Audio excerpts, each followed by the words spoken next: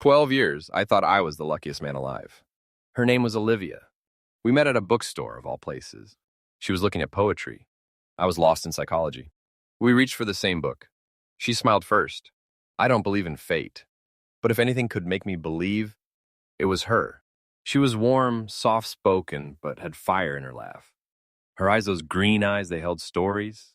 Stories I wanted to spend my life reading. We dated for 2 years. Married after 3. We bought a house with creaky floors and too many windows. We filled it with plants, coffee mugs, and Sunday mornings. For a while, life was beautiful. She made pancakes every Saturday. She hummed while doing the dishes. We watched movies under one blanket, even when it wasn't cold. We weren't perfect, but we were happy. At least I was. I noticed little things. She used to squeeze my hand 3 times. I love you. Then one day she didn't. She used to kiss me on the forehead before bed. Then she stopped coming to bed early. I would lie there staring at the ceiling fan spinning in silence. I told myself it was work, stress, anything but distance. The truth crept in slowly like fog at dawn. She started going out more, wearing lipstick I hadn't seen before. Her phone buzzed constantly. When I asked, she just smiled and said, "Just the group chat." But she never let me see. Once I woke up in the middle of the night. She wasn't beside me. I found her in the living room, on her phone, smiling. When she noticed me, her face changed, like she had been caught stealing. She said, "Couldn't sleep." Neither could I. One Sunday, she said she had a brunch with friends. I offered to drive her. She refused too quickly. I watched her from the window as she left. She smiled at her phone the whole way down the street. The doubts were no longer whispers. They were screams in the quiet. I didn't want to be the jealous type. Didn't want to snoop. But one evening while she showered, her tablet buzzed. I opened it. I wish I hadn't. Messages. Photos. Nicknames that weren't mine. He called her Sunshine. She called him My Peace. They had memories. Inside jokes. Plans. The kind we used to make. I felt like a stranger in my own life. The air felt heavy, like the room knew before I did.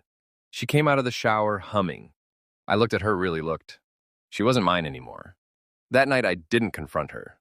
I sat in the kitchen for hours. The ticking clock became unbearable.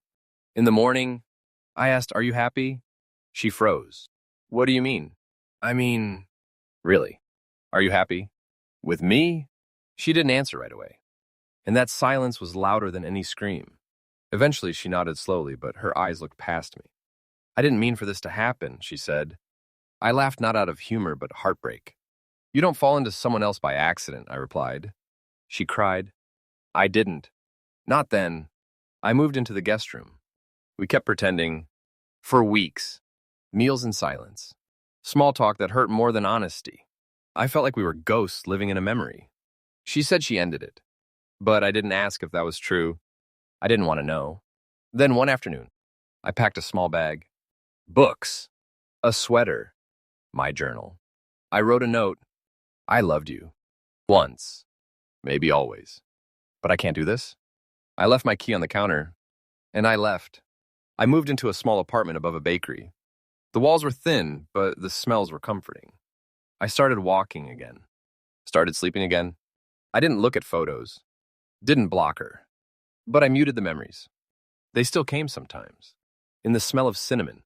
In the sound of certain songs. I started therapy. Talked about childhood. About fear. About loss. I said her name less each week. I stopped saying we and started saying I.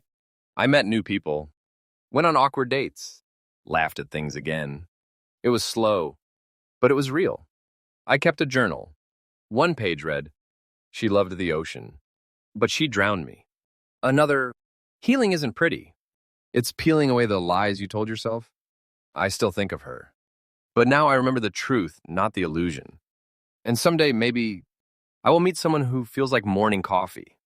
Someone who doesn't hide love in locked screens. Someone who says, "I love you," and means it. Not with words, but with presence. With honesty. Until then, I've got peace. And that's more than enough. Because I am whole. Even in the quiet. Especially in the quiet.